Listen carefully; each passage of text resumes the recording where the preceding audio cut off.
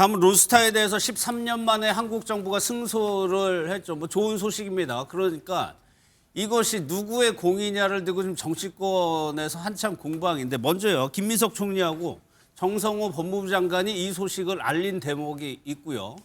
한동훈 전 법무부 장관도 이것이 내 공이다라고 얘기를 하고 있습니다. 두 얘기를 한번 동시에 들어보고 한번 따져보겠습니다. 국제투자분쟁해결센터 ICSID 익시드의 론스타 ISDS 취소위원회로부터 대한민국 승소 결정을 선고받았습니다. 이로써 원 판정에서 인정된 현재 환율 기준 약 4천억 원 규모의 정부의 배상 책임은 모두 소급하여 소멸되었습니다. 새 정부 출범 이후 대외 부문에서 거둔 쾌거이며 또 저희 법무부를 비롯한 또 금융감독원 또 정부의 다른 부처의 그 관계 공무원들의 도구에 진심으로 감사드리는 바입니다. 이 취소 소송 그러니까 항소한다고 할 때 승산 없다. 이자 늘어나면 네가 물 거냐고 집요하게 공격했던 사람들이에요. 예. 그래놓고 지금 와서 어이구 자기들이 자화자찬? 저는 솔직히 보면 좀 황당했습니다. 민주당은 그때 왜 반대했는지 반성하고 국민께 사과해야 합니다. 만약 졌다면 김민석 총리 나왔을까요? 전혀 아니겠죠. 예. 이거는 한동훈 재산 압류해서 그 돈 뺏어라 이렇게 얘기하지 않았을까요? 저 한동훈 전 대표의 저 부분에 대해서 강성필 부대변인께 한번 여쭤볼게요. 지금 한 전 대표는 민주당이 당시에 그렇게 반대하지 않았느냐. 근데 왜 이제 와서 공을 가져가려고 하느냐는 취지인 것 같거든요. 참 저는 이런 답답한 질문을 제가 이렇게 답을 해야 된다는 게 참 그런데 아니 올림픽이나 월드컵이나 엑스포 같은 거 네. 전인 정부에서 유치하잖아요. 근데 정권 연장이 안 되고 정권이 교체되면 다음 정부에서 개최하는 거잖아요. 그러면은 개최할 때 이 전인 정부에서 정말 힘들게 유치했던 거 고맙습니다. 그런 얘기 사족 붙입니까? 그거 다 아는 거예요. 네, 에이펙도 그러네요. 아니 그럼요. 그리고 두 번째로 그렇게 따진다고 하면 이 한동훈 전 장관이 법무부 장관 시절에 네. 이게 엘리엇이라는 미국 사모펀드가 소송을 냈습니다. 대한민국 정부를 상대로. 왜 냈냐면 삼성물산하고 제일모직하고 합병합니다. 근데 예. 이 과정 속에서 국민연금이 최대 주주인데 이 엘리엇은 반대했는데 국민연금은 찬성했어요. 그게 나중에 최순실 박근혜 국정농단 때문에 로비 때문에 그렇다는 걸 알고 엘리엇이 소송을 냅니다. 근데 그때 당시에 많은 전문가들이 한동훈 전 법무부 장관에게 당시에 이거 그냥 이재용 삼성 회장에게 박근혜 전 대통령의 구상권 청구합시다. 이거 소송하면 질 수도 있습니다라고 했는데 네. 한동훈 전 장관이 강행을 합니다. 근데 1심에서는 졌어요. 네. 그리고 2심에서는 또 승소합니다. 앞으로 이제 3심 남았어요. 그러면 만약에 1심을 졌던 그 상황에서라고 하면 그때는 한동훈 장관 그렇게 막 잘못하고 뭐 잘못 사과하고 막 그랬습니까? 그러니까 이것은 그때 당시에 한동훈 법무부 장관이 한동훈이라는 이름을 지우고 법무부 장관으로서 판단을 해가지고 강행을 한 겁니다. 예. 그렇기 때문에 패소했다고 해서 또 그 장관에게 또 전적으로 책임 묻는 것도 옳지가 않아요. 우리가 그렇게 생각을 해야지 그걸 가지고 본인이 잘했네 못했네 민주당의 숟가락을 얹혔네 이런 거는 저는 한동훈 전 장관이 좀 대권을 노리는 큰 보수의 정치인으로서 조금 작은 일에 너무 얽매이는 것이 아닌가. 그래서 예. 저는 한동훈 장관 잘했다. 우리 박수 쳐주자. 저는 이러고 싶습니다. 여기에 대해서 이준우 대변인, 국민의힘은 어떤 방향으로 논평을 냈죠? 숟가락 올리지 마라. 민주당에 대해서? 그렇죠. 정부 예. 여당에 대해서? 그렇죠. 예. 이거를 맨 처음에 취소 소송을 하자 판단했을 예. 때가 언제냐면 2022년입니다. 윤석열 정부 때 이거를 취소 소송 한 붙자라고 이제 결정을 했었고요. 그 이후에 계속 이제 재판을 붙습니다. 예. 그러다가 언제 최종 변론이 끝나냐면 올해 1월 달입니다. 올해 1월 달 그때가 이제 윤석열 전 대통령에 대한 여러 가지 얘기가 나올 때 굉장히 정부 안 좋을 때 상황이었었죠. 올해 1월에 최종 변론이 끝났었고요. 그 이후에 11월 달, 그러니까 한 10개월 정도 시간 걸렸습니다. 그러고 나서 그 사이에 아무 일 없었어요. 그 최종 변론 듣고 아까 말한 중재센터에서 심사숙고해가지고 이번에 결론을 낸 거예요. 그렇다고 하면 이번 정부는 출범한 지 5개월 정도 되지 않습니까? 예. 그 중간에 무슨 일을 한 게 있죠? 아무것도 없는 거 아닙니까? 2022년부터 3년 동안 윤석열 정부에서 쭉 이 문제를 해결해 왔고 더군다나 이번에 큰 공을 세웠다는 정홍식 국제법무국장도 작년에 2월 달에 윤석열 대통령이 임명한 사람입니다. 그 사람이 지금까지 쭉 일을 이끌어왔단 말이에요. 그러면 사실상 이 정부 들어서는 이 관련해서는 추가로 뭐 한 게 없다고 보는 게 맞는 거죠. 예. 그런데 이번에 숟가락 올리는 거 저는 다른 사람이 트로피를 뺏어간 건 다름없다라는 생각이 들고요. 예. 이 승률이 굉장히 낮긴 합니다. 1.6%밖에 안 되는 승률을 어렵게 지금 우리가 뚫어서 이겼는데 이걸 예. 가지고 이번 정부가 마치 자기들의 고인 것처럼 하는 것은 이재명 대통령의 지지율의 하락과 굉장히 연관이 깊다. 지금 에이펙까지 했음에도 불구하고 지지율이 그렇게 상승하지 않지 않습니까? 거기에 대한 조바심 때문에 뭐라도 하나 성과를 내기 위해서 거기까지만 하면 될 것 같아요. 성과를 내기 위해서 또 길어져요. 이것까지 또 길어져. 가져온 게 아니겠는가 생각이 들어서 참 안타깝습니다. 저는 짧게 한마디만 붙이면 새 정부의 쾌거라고 했다는 이 표현은 정말 없었어야 되는 거예요. 그런 말이었죠. 어떻게 새 정부의 쾌거라고 표현할 수 있습니까, 이거를. 그리고 당시에 항소했을 때 2022년이잖아요. 민주당이 어떤 발언을 했었는지 다 영상으로 기록으로 남아 있습니다. 김승원 의원 법무부 장관 당시 한동훈 장관에게 이거 왜 하냐, 실의가 없다. 지금 대통령실에 가 있는 송기호 경제안보비서관 승소 확률 0%다. 이렇게 얘기를 했어요. 그런데 지금 이겼다는 것을 갖고 새 정부의 쾌거 이 5글자로 포장하려고 한다는 건 알겠습니다. 정말 양심 없는 일이죠. 정광재 대변인 얘기한 부분이 준비가 돼 있네요. 이거 보고 제가 박찬호 교수께 마지막으로 여쭤보겠습니다. 론스타가 청구한 청구액보다 많이 감액되기는 했습니다만 정부는 이번 중재판정부의 판정에 대해서 수용하기 어렵습니다. 검찰 수사가 잘못되거나 이 소송에서 큰 문제가 있었던 것처럼 말씀하시는 거면 그거라면 저는 국민을 호도하시는 거라고 생각합니다. 위원님, 제가 10년 동안 나름대로 인생을 걸고 한 사건입니다. 그래서 이 사건에 대해서는 하나하나 세부적인 모래알 같은 부분까지 잘 기억하고 있거든요. 제가 보기에 잘못 보신 것 같습니다. 지금 보니까 본인이 10년에 걸쳐서 뭐 거의 뭐 모든 걸 걸어서 했다고는 하네요. 네, 2006년도에 수사가 시작됐었죠. 예. 그리고 2013년에 결국은 유죄를 받아냈습니다. 그리고 그것이 이번에 우리가 이기는데 뭐 기여를 했다. 그 부분에 대해서 저는 인정해야 된다고 보고요. 예. 또 22년도에 일부 패소, 사실은 일부 패소도 굉장히 우리가 선방했다는 평가가 많았어요. 일부 패소라도 성과를 얻는 경우가 ISDS 역사상 15% 정도밖에 안 됩니다. 예. 그렇기 때문에 이 정도면 우리 선방했으니까 민주당이 그 당시에 반대한 이유는 뭐였냐면 확률적으로 우리가 이기기가 좀 낮은 상황이었고 그리고 이 정도면 선방한 거고 지금 중요한 거는 그 당시에 이 론스타 먹튀 사태의 책임자들에 대해서는 예. 전혀 처벌하고 있지 못하는데 이 부분에 대해서 처벌해야 되는 거 아니냐라고 하는 말에 포인트가 있었습니다. 그럼에도 불구하고 한동훈 당시 법무부 장관이 이길 수 있습니다라고 했고 그래서 결국 이겼잖아요. 예. 굉장히 좀 박수 쳐주고 싶어요. 잘했다고 생각합니다. 그러면 뭐 예를 들어 민주당은 그 당시에 그러면은 우리는 결코 질 거라고만 생각했냐? 그런 건 아니에요. 당연히 당시에 확률적으로 굉장히 낮은 아까 말씀하셨지만 1.6%의 확률이었습니다. 예. 그 확률을 보고 한다는 것 자체는 소위 말해서 정치적 승부수를 던지는 사람이라면 모르겠지만 일반 국민이고 행정을 책임지는 사람이라면 1.6%의 국민 세금 몇 천억을 왔다 갔다 하게끔 하면 안 되는 거죠. 좀 그런 점에 있어서 양쪽 다 뭔가 국익에 반하려고 그러는 것이 아니라 예. 최대의 국익을 얻기 위한 합리적인 방안을 가는 방법이었고 거기에 대해서는 뭐 어쨌든 결과적으로 한 전 대표가 당시에 항소를 한 것이 취소 소송을 한 것이 좋은 결과로 이어졌기 때문에 저는 뭐 뚝심의 승리다 박수 예. 쳐주고 싶습니다. 그럼 정치적인 거 하나 정광재 대변인께 예. 여쭤볼게요. 대장동 항소폭 이슈 끌고 갔고 이번에 이 론스타 건까지 해가지고 한동훈 전 대표 입장에서는 뭔가 지금 기회가 뭐가 생긴 겁니까? 사실 지금 당내에서 어떤 직책도 갖고 있지 예. 않고 원내 의원도 아니기 때문에 정치적 활동 공간이 상당히 축소돼 있었던 건 사실이죠. 그러나 대장동 항소 포기와 관련해서 이것에 대해서 처음서부터 이슈를 만들고 상당히 민주당에게는 곤혹스러운 또 국민의힘에게는 유리한 여론 지형을 만들었다는 측면에서 저는 한동훈 전 대표의 역할이 있었다고 생각합니다. 그리고 이번 론스타와 관련해서도 본인이 지금 박장원 교수님 말씀하신 것처럼 뚝심으로 이끌어낸 성과잖아요. 민주당에서는 한동훈 전 대표의 공에 대해서 그렇게 높게 평가하지 않고 있는 것 같습니다. 지금 두 분은 박수 쳐주고 싶다고 하지만 예. 새 정부의 쾌거라고 얘기하고 있잖아요.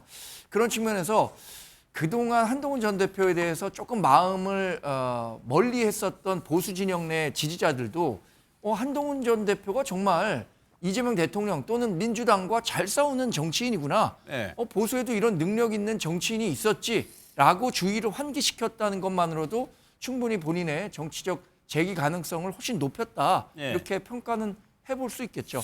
그래서 그게 결과적으로는 뭐 내년 6월에 있는 재보궐선거에서 당장 어떤 성과를 거둘 수 있을지는 아직까지는 미지수라고 봅니다. 뭐 여러 가지 정치적인 변수들이 있을 테니까. 그러나 본인의 지금 정치적 활동 공간을 확보하는 데는 성공했다. 이런 평가가 가능하지 않을까 싶습니다. 이런 견제구가요. 지금 국민의힘 내부에서도 나온다는 점이 좀 이색적입니다. 인터뷰를 한번 직접 들어보고 어떤 내용인지 살펴보겠습니다. 만약에 공개 토론을 한다라고 해도 국민의힘의 책임 있는 지도부와 토론을 해야지 저는 맞다라고 생각을 하고요. 예, 그러니까 뭐 박범계 그 전 장관이 됐던 아니면 뭐 민주당의 여기 책임 있는 법사위원장이 됐던 누가 되었던 간에 국민의힘의 책임 있는 위치에 있는 사람과 토론을 하는 것이 맞다라고 생각합니다. 그 자꾸 이제 박범계 의원님 이용하시는데 어제 가능하다면 나오셔서, 함께 좀 토론 좀 하고 싶습니다. 어. 예, 제가 공식 제안하는데 이거 전형적인 물타기입니다. 박범계 전 법무부 장관께 토론 정식으로 신청하신 거예요? 바로 말씀 예. 주십시오. 토론 얘기 어제 저희도 전해드렸는데 신동국 최고위원이 본인과 하자고 얘기를 하는 거고 지금 김민수 최고위원은 왜 한동훈 전 대표가 토론을 하는지 당 지도부가 해야 된다라고 얘기를 했어요. 이거 이준호 대변인께 여쭤볼게요. 이게 무슨 의미입니까? 보이는 그대로죠. 지금 원내에 의원들이 계십니다. 원내 의원들이 계신데 누가 더 이 공을 가져가기 맞느냐 거기에 대해서 우리 국민의힘에서 원내에 계신 의원들은 먼저 목소리를 내고 그분들과 공식적으로 토론하는 게 맞겠죠. 원외에 계신 분이 얘기하게 되면 아무래도 좀 당의 공식적인 어떤 그 입장이다라고 보기엔 조금 힘이 떨어지는 사실입니다. 그렇기 때문에 원내 인사가 나서서 공개 토론하자. 이게 우선적으로 원칙적으로 맞다는 생각이 들고요.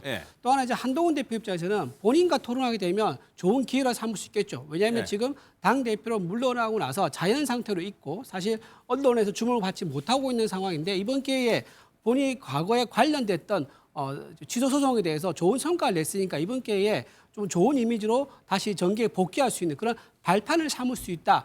더군다나 내년 지방선거도 있지 않습니까? 지방선거에서 보궐선거까지도 지금 염두에 두고 있다는 소문이 나오고 있기 때문에 한동훈 대표가 이것을 계기로 해가지고 이제 다시 중앙정계로 복귀하는 그런 이제 계기로 삼을 수 있는 그런 계산을 할 수 있죠. 하지만 아까 말씀드린 것처럼 당의 원내 의원들이 많기 때문에 원내 스피커 공식적으로 원내 스피커와 토론하는 게 더 맞을 거다 원칙적으로는 그래서 아니 그 전체적으로 보면은 뭐 한동훈 대표가 하든 뭐 이게 어떻게 보면 보수 측에 다 도움이 될 것 같은데 이 두 분의 얘기는 아까 방금 이준호 대변인 얘기한 것처럼 그런 공간 자체를 내주지 않겠다는 의미로도 좀 들리거든요. 근데 한동훈 대표가 이제 나가셨을 때 당 대표에서 물러나셨을 때 그 과정을 다 봤지 않습니까? 물러났을 때 당원들이 더 이상 당 대표를 잊지 마라 하면서 그런 과정을 거치면서 나오게 된 거죠. 원내에서도 이제 그런 목소리가 있었었고. 그래서 아직까지는 우리 원내에서는 원내뿐만 아니라 당원들도 한동훈 대표가 돌아온 것에 대해서는 좀 더 시간이 필요하다 또는 좀 더 다른 계기가 필요하다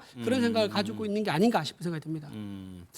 지금 지방선거 앞두고 한 전 대표가 지금 계속 몸집을 좀 키우고 있다는데 좀 동의하세요? 네, 뭐 당연히 정치로 다시 항상 떠나지 않았어요. 한 전 대표는 이제까지 정치권 옆을 떠난 적이 없었습니다. 그렇기 때문에 지금도 본인의 정치를 하고 있는 거고 다시 정치권으로 들어오기 위해서 몸집을 부풀리고 있는데 문제는 당의 분위기가 소위 말해서 한동훈 전 대표를 갖다가 어떤 식으로든지 떨구려고 하는 분위기가 많은 것 같아요. 지금 뭐 윤리위원장 사퇴시키고 교체하는 것도 결국은 한 전 대표와 관련돼 있던 당 게시판 이 징계를 하기 위해서 윤리위원장 교체하는 거 아니냐라고 하는 얘기가 나올 정도로 친한계에 대한 견제, 지방선거 때 소위 말하면 공천을 안 준다든지 또는 아예 견제를 해서 못 들어오게 만든다든지 이럴 의도가 너무나 보이기 때문에 말씀하셨던 것처럼 기회는 오고 있는데 그 기회를 원천 차단당할 가능성도 지금 국민의힘 보면 좀 많은 거 아닌가.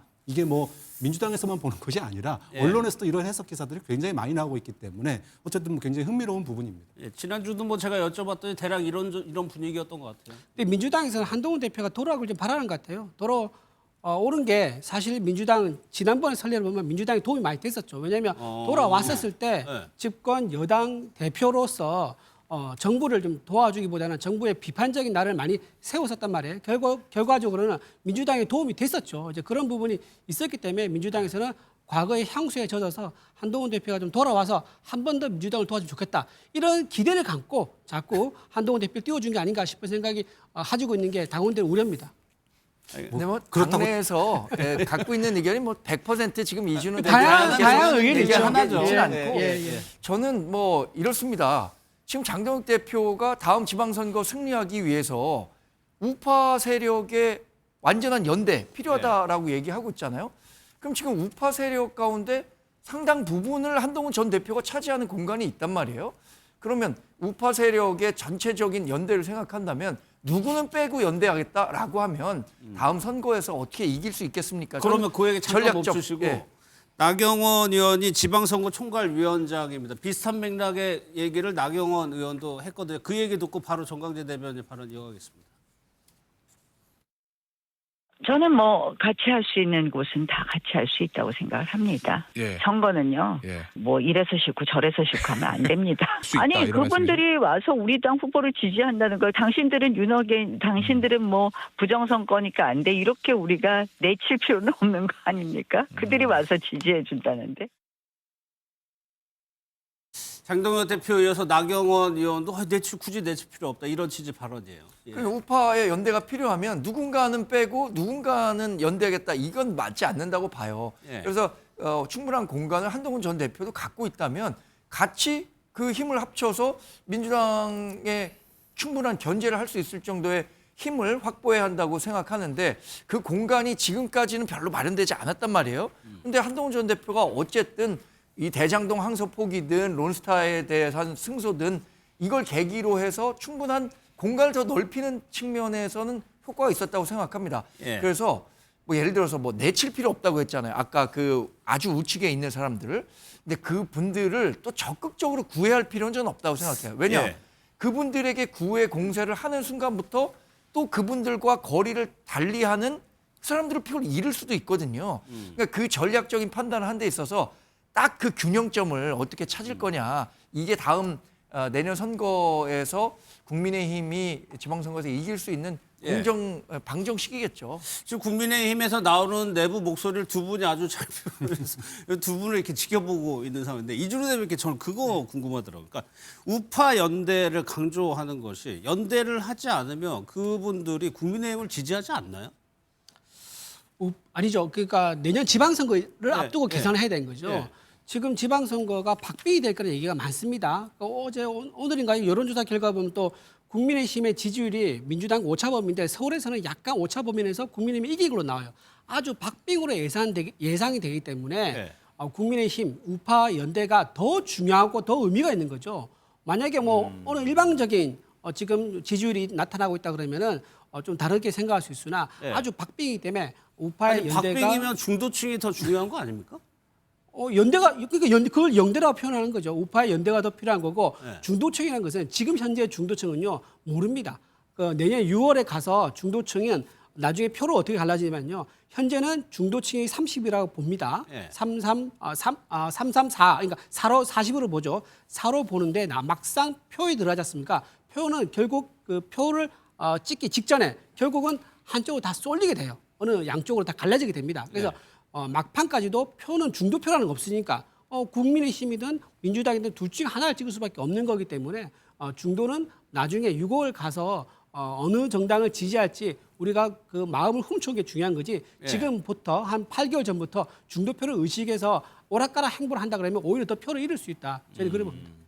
글쎄요. 그러다 보니까 일각에서는 혹시 장동혁 대표가 이제 지선 이후를 오히려 보는 거 아니냐는 해석도 나오거든요. 그렇죠. 지금 국민의힘 내부에 돌아가는 사정을 보면 박빙이니까 우파를 적극적으로 끌어안는다? 이거는 너무나 좀 환상 속에 빠지는 거 아니냐. MBS 최신 여론조사 보면은요.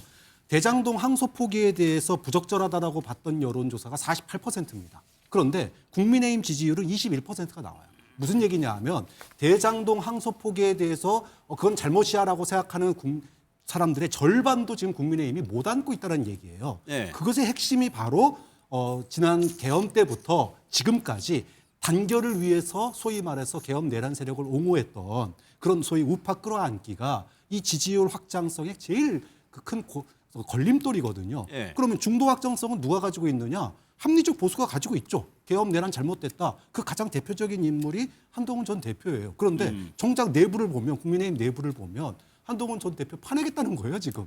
거의 배신자 취급하고 예. 쫓아내기하고 있고 이렇습니다. 자, 그러면 앞으로 이게 지방선거에서 지금 뭐 박빙이라고 그러셨지만 왜 국민의힘이 20% 박스권에서 벗어나지 못하고 있는지의 근본적인 원인 해결을 과연 대장동 문제를 포함해서 예. 어떻게 중도 확장성을 가질지에 대한 고민을 안 하고 계속 우파랑만 끌어안기를 하니까 많은 사람들이 지방선거는 포기하고 결국 자신이 대권에 나가기 위해서 소위 민주당으로 따지면은 예.